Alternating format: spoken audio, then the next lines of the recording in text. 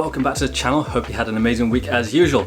Now, I am actually going to ride my bike this week. I've not done that for a little while. As many of you, or potentially all of you will know, I have had some chronic neck issues which kind of kept me off the bike for a little while, but I'm obsessed with riding. I can't stay off the bike forever, so I have to get out riding. Before I start riding, I'm going to fill you guys in with a few updates. Firstly, the gravel bike. I did an episode 1 and episode 2 and then there's been nothing. What's happened? Well, I actually bought some decals for the bike which I wanted to fit before I put the lacquer, just so they're nicely underneath, and they were just crap quality. You'll see when next episode comes out, but I tried to apply these decals. Firstly, they ripped. Secondly, I made a complete mess of it. Managed to get them off without ruining the paint job, but I am waiting for some more stickers, some more decals to come, and it's just taking longer than I expected. But there will be an episode 3 out at some point. I'm really excited to finish that bike because, yeah, I want to get out, get fit, because due to lack of riding, I've got a bit of a belly, I've put on a bit of weight, I'm feeling pretty unfit, so I need to do something about that, and the gravel bike is going to help me do that. The second update is I have bought myself a van. If you've been watching this channel for a little bit, you know I had an MX-5, a Mazda MX-5 for a while, or Miata if you're from other countries, and it was great. I loved that car, but it was not practical. I did have a bike rack, which means I could take my bike places, and even my trials bike did fit in the passenger seat with a wheel taken out, but yeah, a van is something I've wanted for a while. I only got the Mazda because it was cheap to insure, cheap to run and fix, but it was holding back my videos and my adventures. So I have sold the Mazda and I've got myself a van. I'm going to show you that in a second. The other thing I need to do is, before I get out riding the Hex, which is the bike I'm going to ride today, it just needs a little bit of TLC to get it running its best, and I'll explain why in a second. So that's what we're going to do to start. We're just going to get the Hex running sweet, and then we're going to show you the van, and then we're going to get out riding. So yeah, it's going to be a busy video. Let's get on with it. So starting with the Hex, I've not ridden this for a little while other than some clan demos. So what do I need to do to this? Well, not that much, fortunately. The only thing that I need to do is kind of sort out the front brake a little bit, because I'm not sure if you can see, there are some remnants of some silly string all over my front wheel from a recent demo that I did. It got sprayed all over, and the oils in the silly string kind of contaminated my brake a little bit. Now the brake is working, just it's lost some of that bite. So I'm gonna try and fix that. And this isn't just a good tip for trials riding. I know a lot of people have issues with their brakes becoming contaminated, and I'm gonna show you my way of fixing that. But to do that, I need to whip off this front wheel, whip out the brake pads, and then we can get started. And look at all that silly string. To be fair, I actually encouraged the kids to do it. I just kind of didn't realise it was going to ruin my front brake, so that's on me. And if you're also interested, yeah, still got the rope spokes, I'm still holding up absolutely fine. Although, to be fair, like I said, I haven't been riding that much, but I've been doing a lot of demos, lots of big drops, absolutely fine. Right, so with the brake pads out, I essentially want to get rid of any oils or contaminants that are embedded into the pad material. And I find the best way to do that is heat. So I'm going to get some fire on these and burn it out.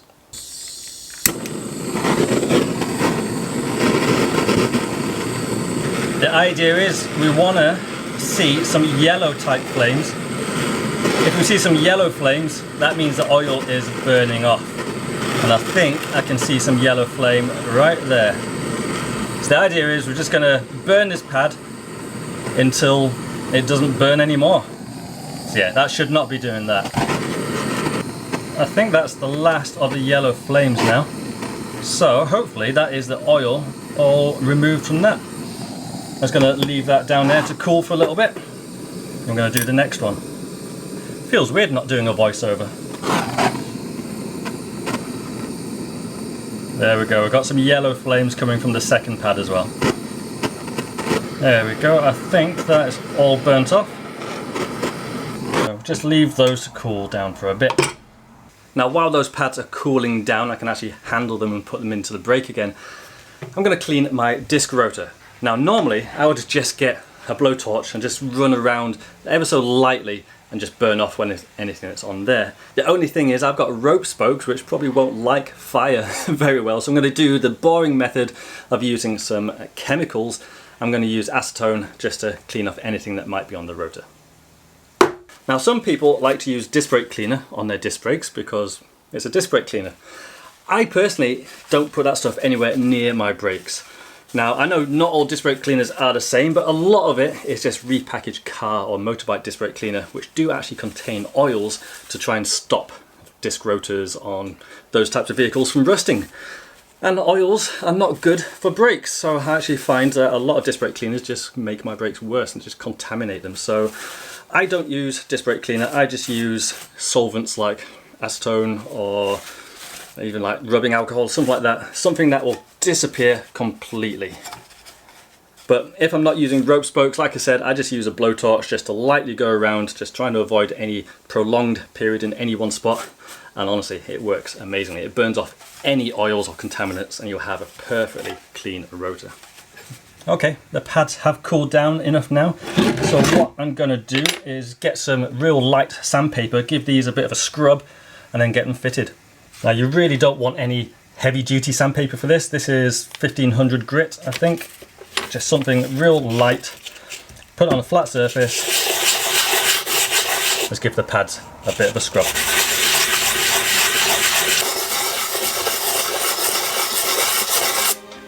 There we go, let's get these fitted, see how they perform.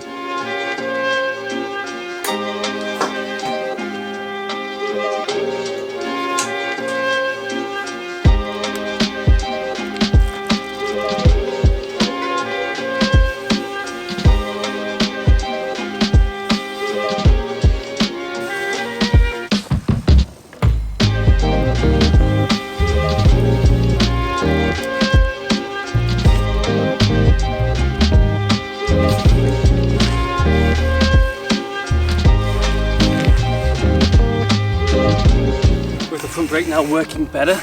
Let's show you what van I've got.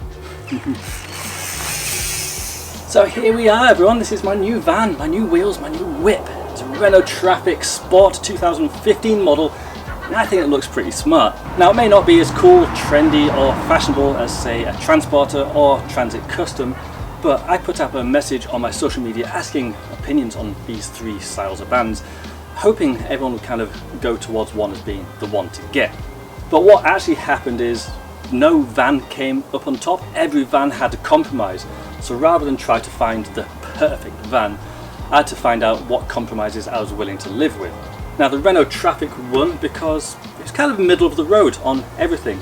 It doesn't excel at one thing, it doesn't come bottom at one thing either. It's kind of just a workhorse, gets the job done, and to me that's kind of what I wanted. I wanted something reliable, good on fuel, something that's not necessarily easy to break into like a Transit Custom, something that's going to be cheaper with fewer miles than a Transporter, and this was the one I ended up with and I'm pretty damn stoked. Now being the Sport model, comes with nice alloy wheels, comes with nice sidebars, and it's even got a spoiler. I think it looks awesome. It is real nice to drive, nice space in the back, good for a camper conversion, which I do want to do at some point. Now you may remember in my gravel bike build, I think it was episode number 2, I mentioned about making a keychain out of a bridge that I cut off. And yeah, that's exactly what I've done, so I'm glad that worked. I actually really like that. Now I mentioned camper conversion, and that is a plan. I haven't started yet, but one thing I have done, because I'm going to be transporting my bike and I don't want it sliding about, is I just got a few bits of wood and literally just made a wheel stand, so at least my bike is kind of fixed into place and isn't sliding about the place, or I'm needing to spend time strapping it down every time I get in. So that is the first mod that I've done. It's only temporary. As soon as I've got a bit more money, I will start converting this thing into my dream bike van. But anyway, that's enough about fixing the bike, that's enough about the van. Let's get out riding because I am dying to do a few hops. Right, well, a half-hour drive and I am here at a place I've never been before. This is Strathclyde Park. In the distance there, you might not be able to see it, but you might be able to hear it, is the motorway. So I've driven down that hundreds of times. I've seen this body of water and I've never really given it too much thought, but this is actually a really big park that's for rowing, and supposedly there's a little bit of trials to be done here. And I found some right behind me in the car park. I've got a whole bunch of rocks and concrete slabs, and behind me, whoa, getting dizzy. Over there we've got, where are they? There they are. We've got some more benches and stuff. And rumour has it there is some trialsy stuff here as well, so some purposely built trial stuff with some more bigger stuff coming in the future. So I'm going to have to go and have an explore and find some of that stuff as well. But until then, I'm going to get warmed up, try and find some stuff on this lot here. So let's get on with it.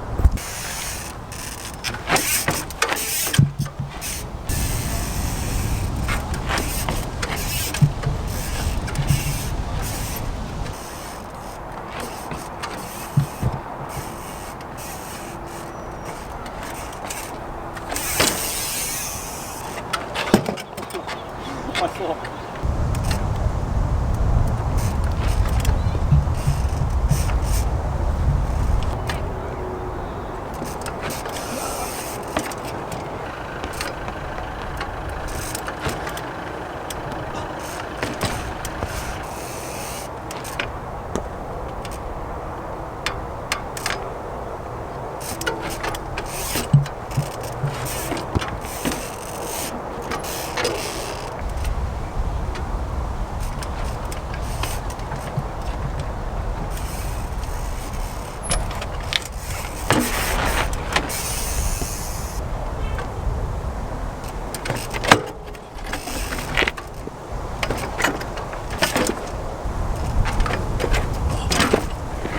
Found the world's biggest wheel swap, or at least Strathclyde Park's biggest wheel swap.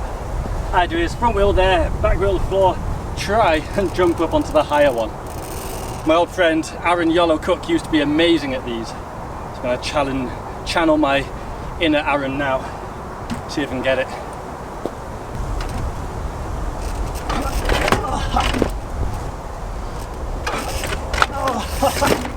Excuses time, a longer bike, softer, grippier tyres would definitely make this a lot easier. But that came pretty close, so I reckon this might be doable on this bike.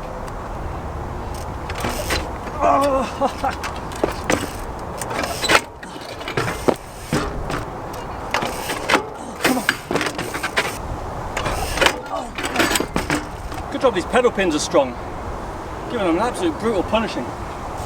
That's what concrete's coming off worse.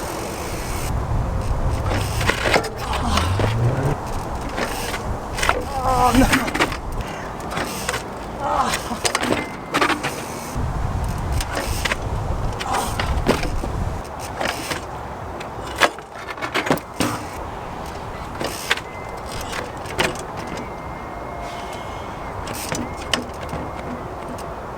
Oh, I can't go twice in one go.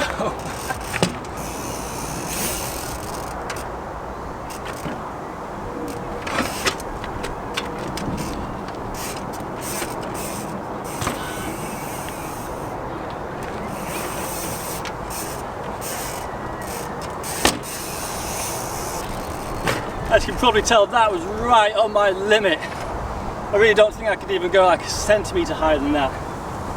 I'm really happy though. Not done anything like that for a long time. That's actually not very streety, it's more competition style. But yeah, I'm pleased with that.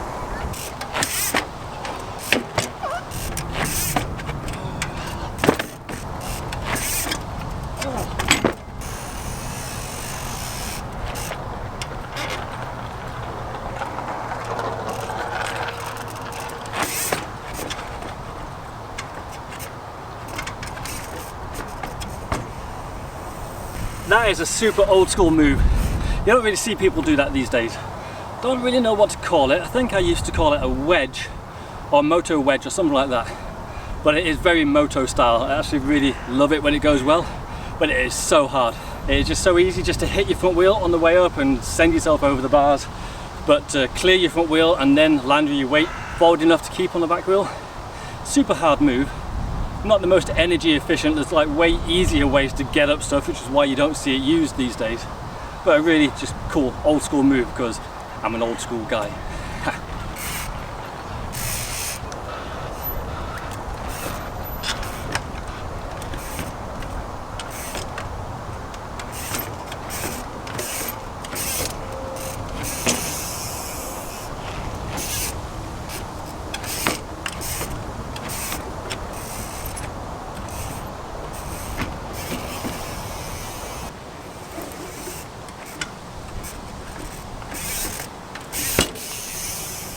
Well, here's something suitably disgusting. Over bar height, narrow bollard to back wheel gap over. If I miss this, it's going to be horrible.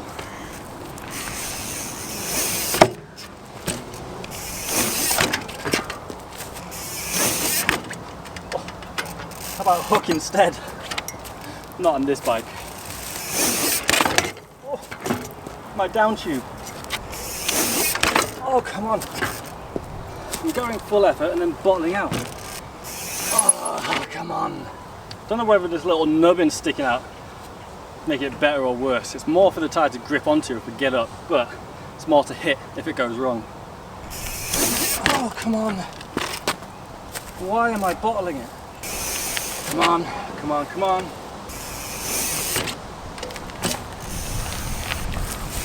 One common question I get, and other riders get, is how do you get over the fear of doing stuff? Because I am actually really scared of doing this. The answer is, firstly, if you can build up to doing it in increments, that's always a good help. Secondly, sometimes you just got to switch your brain off. I'm doing laps up to this and I'm getting kind of psyched out a little bit, but I think I do have the ability just to override that fear, and I can just make myself try it and see what happens.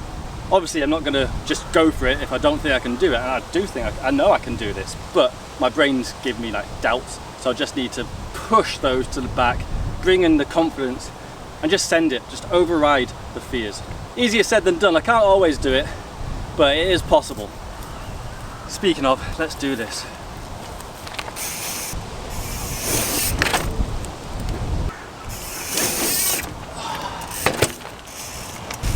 Really doesn't help that it's quite windy today.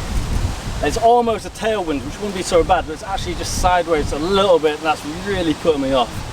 I've had a couple of good attempts to get my back wheel to the top, but I'm overcompensating with my weight too far back, so I need to sort that out.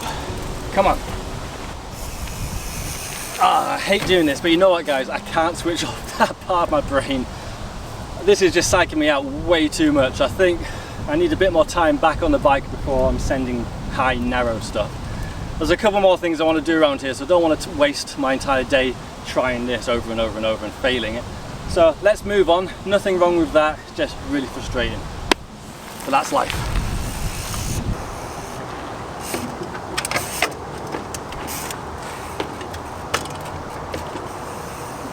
Something a little bit streety while I was here. Normally I'd get another angle of that, but I'm starting to get a bit of discomfort now. So I'm going to just do a few more things. I still haven't found the actual trials area yet, but this is pretty sweet. Plus it's right next to the car park. I reckon I've got a few more things in me yet, but I'm happy with that. Oh, I should probably point out that pretty much everything of that was opposite my bad direction, which made that extra hard.